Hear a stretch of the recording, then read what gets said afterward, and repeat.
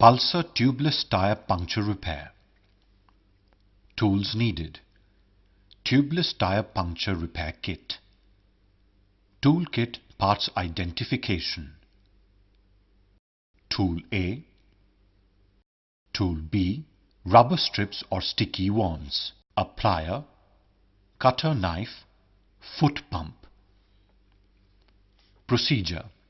Put the bike on center stand or paddock stand and rotate the tire slowly to locate the culprit nail.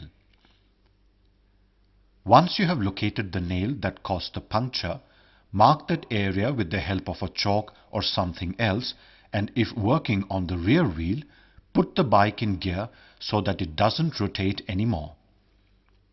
Take a strip of mending rubber and pass it through the eye of the tool B so that there is equal length of rubber strip on either side of the tool. Keep it aside. Now pull the nail out using the plier. Note the direction of the nail through which it entered the tire.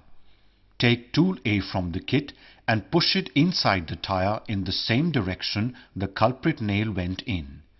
It is very important to follow the direction of the nail.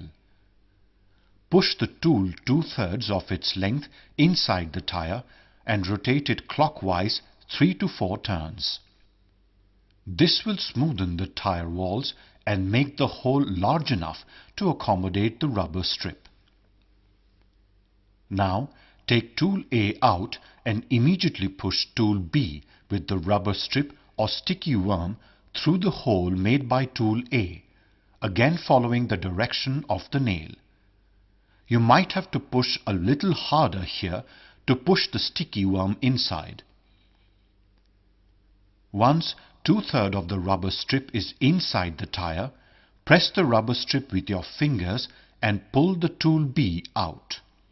Now take the cutter knife and cut the remaining portion of the rubber strip that is visible outside the tire surface. Inflate the tire using the foot pump.